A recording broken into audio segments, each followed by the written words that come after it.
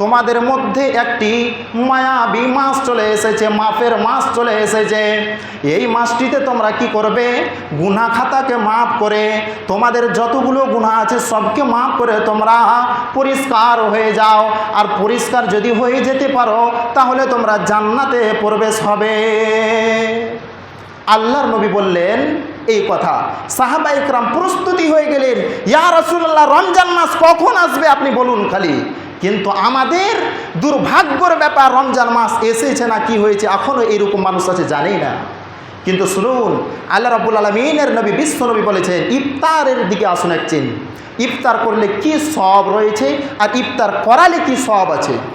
একটা করে হাদিস বলছি, খালি আপনাকে ইঙ্গিত দিচ্ছি। হাদিস নবী করিম সাল্লাল্লাহু আলাইহি সাল্লাম স্পষ্ট করে হাদিসও পেয়ে যাবেন বায়াহাকির মধ্যে। আল্লাহ রাব্বুল আলামিনের নবী বিশ্ব নবী স্পষ্ট করে তিনি বলেছেন, যদি কোনো রোজাদারকে যদি তোমরা ইফতার করাও তাহলে তোমরা জান্নাতে প্রবেশ করবে। কেমন জান্নাতে প্রবেশ করবে?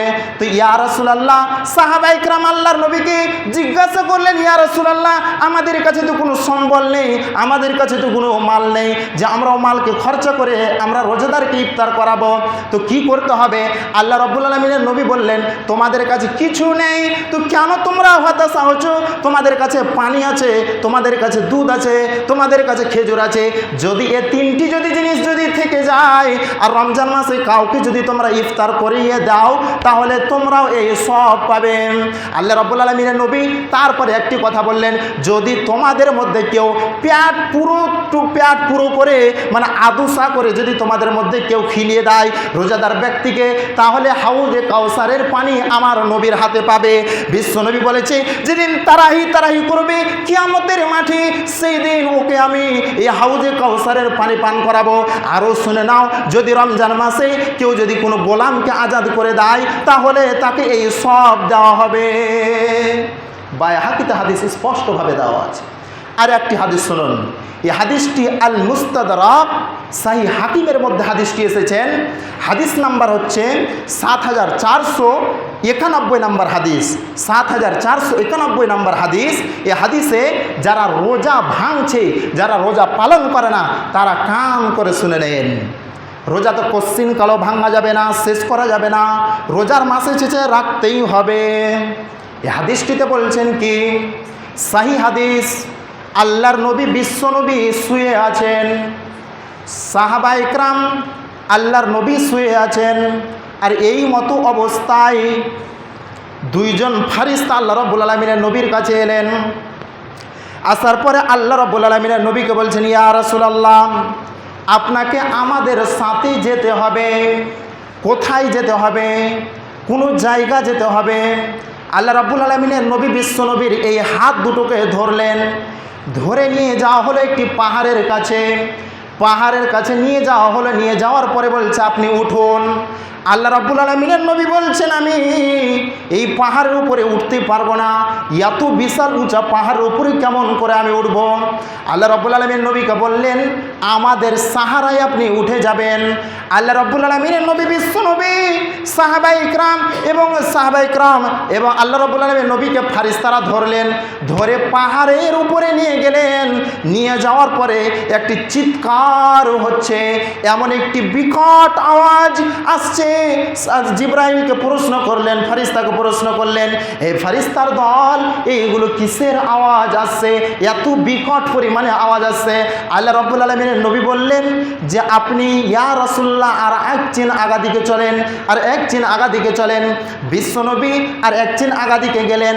যাওয়ার পরে দেখছেন একগুলো মানুষকে, একগুলো কাতার হয়ে আছে, তাদের পায়ের গোড়ালিতে রশি বেঁধে দিয়েছে, তাদের পায়ের গোড়ালিতে রশি বেঁধে উপর দিকে পাকে টেঙ্গে রেখেছে, আর মুখ দিয়ে রক্ত চুয়ে চুয়ে পড়ছে, রক্ত চুয়ে চুয়ে পড়ছে। এই মতো অবস্থায় বিশ্বনবী তাদেরকে দেখলেন আর সাহাবাইদেরকে প্রশ্ন করলেন, এরা কারা? মান হাউলাই, এরা কারা? মান হাউলাই, এরা কারা? এই সব লোকগুলো কারা? আল্লাহর নবীকে বলা হলো, ইয়া রাসূলুল্লাহ এরা হচ্ছে সেই সব লোক যারা রোজাদার ছিল অন্য লোক রোজা, কিন্তু রমজান মাসে এরা রোজা পালন করতো না, এরা রোজাকে ইনকার করে দিত, এরা সেহরির আগেই ইফতার করে নিত, এই জন্যে তাদেরকে এইরকম সাজা দেওয়া হচ্ছে। ভালো করে শুনলেন, রোজা যদি আপনি ছেড়ে দেন রমজান মাসে, তাহলে এই শাস্তি আপনাকে হবেই, কোনো রকমের মাপ নেই। একদম স্পষ্ট হাদিস, আল মুস্তাদরাকুল সহিহ আর ইবনে হিব্বানের মধ্যে হাদিসটি পেয়ে যাবেন, 7491 নম্বর হাদিস। এবার শুনুন, রোজা রেখে গালিও দেওয়া যাবে না। সহিহ ইবনে হিব্বানের মধ্যে এই হাদিসটি এসেছে, 3477 নম্বর হাদিস। আল্লাহ রাব্বুল আলামিনের নবী বিশ্বনবী স্পষ্ট করে বলেছেন, তোমরা রোজা রেখে গালি দেবে না, তোমরা রোজা রেখে গীবত করবে না, তোমরা রোজা রেখে মিথ্যা কথা বলবে না। যদি তোমরা এই সবগুলো কামগুলো করো, তারপর আল্লাহর নবী এইরকমই স্বপ্নের মধ্যে দেখলেন যে এমন আমি লোকগুলোকে দেখছি, এমন রমজান মাসের লোকগুলোকে আমি দেখছি যারা রমজান মাস পাওয়ার পরে মিথ্যা কথা বলতো, গীবত করত এবং লোকের দুর্নাম করে বেড়াতো। এই সব মানুষকে আমি দেখলাম যে কাঁচি দিয়ে তাদের গালগুলোকে কাটা হচ্ছে। রোজা রাখার পরে রোজা রাখতো, সেই মানুষ রোজা রাখতো কিন্তু গীবত করত, গালি দিত, তার জন্য এইরকম শাস্তি দেওয়া হচ্ছে। আর একটি হাদিস বলবো, দিয়ে আমি খতম করব ইনশাআল্লাহ, মনে হচ্ছে টাইম হয়ে যাচ্ছে।